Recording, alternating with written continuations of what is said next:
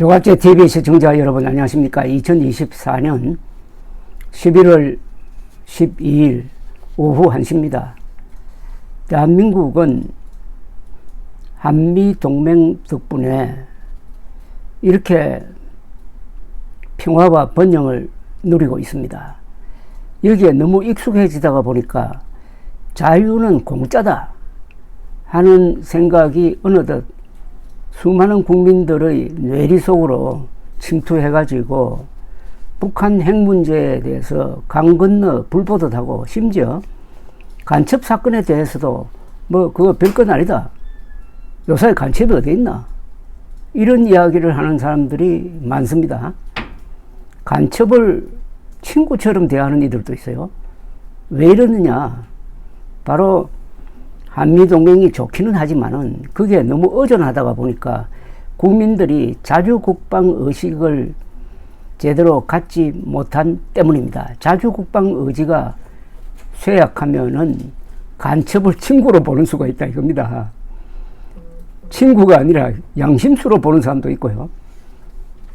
그런데 요사이 김건희 여사에 대해서는 많은 사람들이 분노를 터뜨리고 있습니다.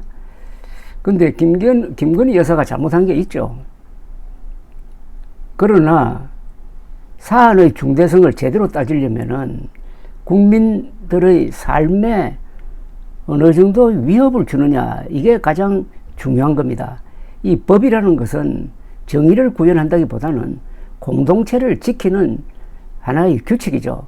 그런 점에서는 김건희 여사보다는 더 위험한 존재가 전국 민주노동조합 총연맹, 줄이면 민노총입니다.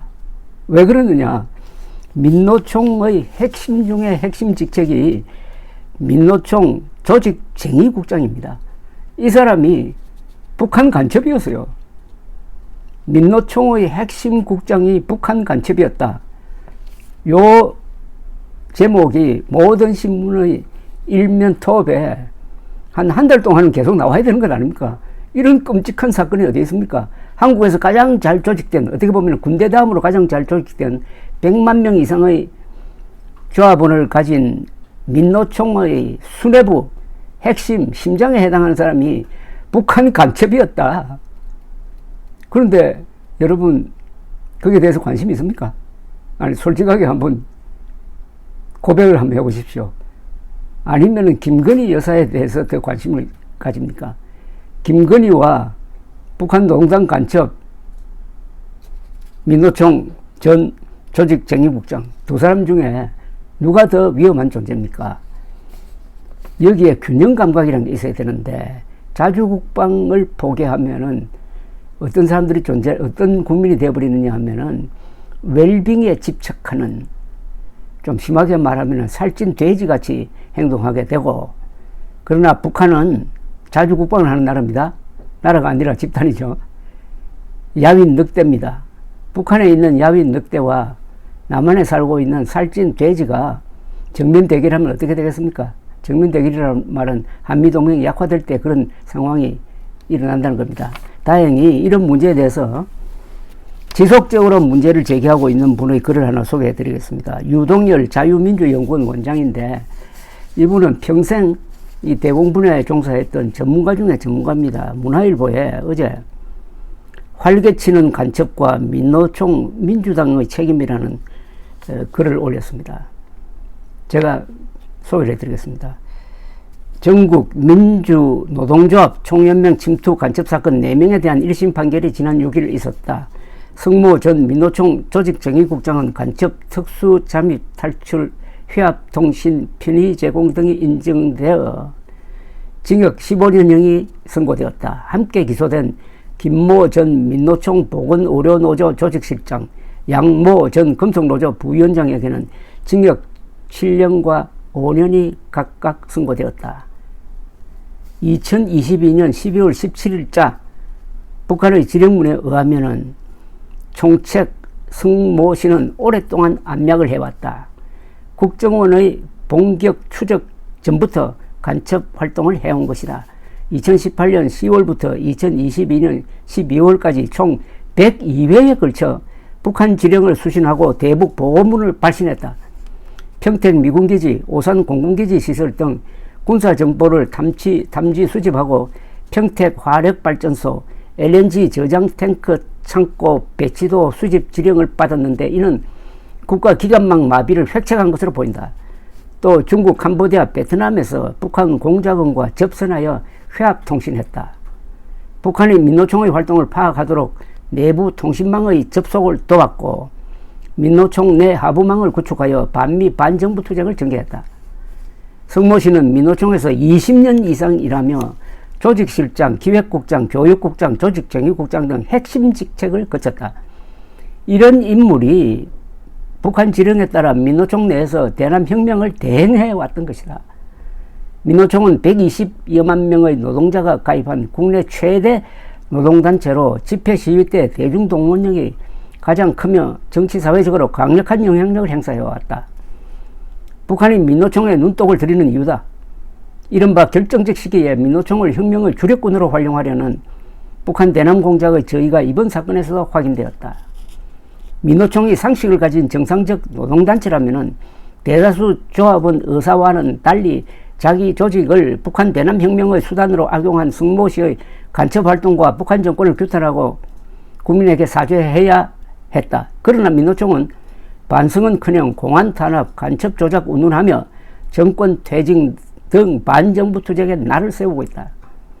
또한 국회에서 절대 의석을 장악한 제1야당이라면 대한민국의 안보를 위태롭게 한 성모씨 등의 간첩 활동을 준엄하게 꾸짖고 민노총의 전면 쇄신을 주장했어야 했다. 그러나 제1야당은 간첩들이 설치는 민노총과 연대하여 반윤 투쟁을 해 그들의 지향점이 무엇인지 의문이 든다. 간첩들이 설치도록 용인하는 대한민국의 사법체계가 문제다. 이번 1심 판결은 구속 만료기간 6개월을 훨씬 넘겨 기소된 지 1년 6개월 만에 나왔다. 피고인들이 재판부 기피 신청, 항고와 재항고, 국민참여재판과 위헌법률심판 제청 등 재판 지연 전술을 폈기 때문이다. 이들은 지난해 10월 모두 보석으로 풀려라 거리를 활보하다가 이날 법정 구속되었다.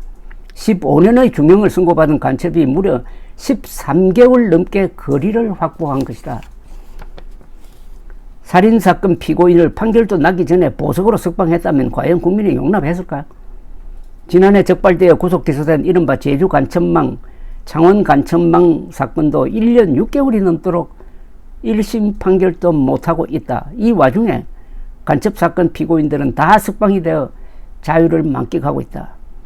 관련 간첩법제의 전면 개정과 국정원의 대공수사권 부활 및 경찰의 안보 수사력 강화가 시급하다.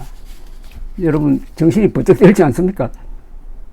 국민들이 온통 윤석열, 김건희로 쏠려 있는 사이에 이런 일이 벌어지고 있습니다. 이런 일이 벌어지고 있습니다. 민노총의 핵심 간부가 간첩이었다. 그 민노총이 여기에 대해서 아무런 사과도 하지 않고 민주당과 손잡고 반윤석열 투쟁을 벌이고 있다. 그런데도 대한민국은 왜 망하지 않느냐?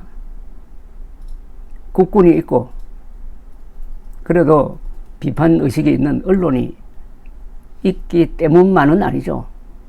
주한미군 그리고 해구산 덕분 아닙니까? 그런데 이런 고마움을 모르는 한국 사람들은 오로지 치열한 권력투쟁을 벌이고 있는데 그 권력투쟁의 목적이 자기 몫을 어떻게 지키고 더 늘릴 거냐 하는데 집중되고 있다 이겁니다. 지금 엄중한 현실은 한 문장으로 요약할 수 있습니다. 김정은이가 오늘 밤에 핵미사일 발사 포탄을 누르려고 할 때 북한에는 말릴 사람이 없습니다. 남한에는 특히 수도권에는 그걸 막을 방법이 없습니다. 7분 안에 수도권 상공에서 핵폭탄이 터져가지고 아마 수십만 명이 죽거나 다치게 될 것입니다. 이런 대결 구도에서 그 북한 노동당 정권 내 충성했던 자가 민노총의 조직쟁의 국장이었다. 또 한 사람은 금속노조 부위원장을 지낸 사람이었다. 이래 되면 이거 대한민국이란 나라의 생존 자체가, 존립 자체가 이게 기적 아닙니까? 어떻게 이런 나라가 안 망하고 있느냐 하는 화두를 던지고 있는 게 유동열 자유민주연구원 원장이 문화일보에 기고한 활개치는 간첩과 민노총 민주당 책임이라는 칼럼이었습니다. 이걸 프린트해가지고 많이 나눠주시기 바랍니다. 그게 애국입니다. 감사합니다.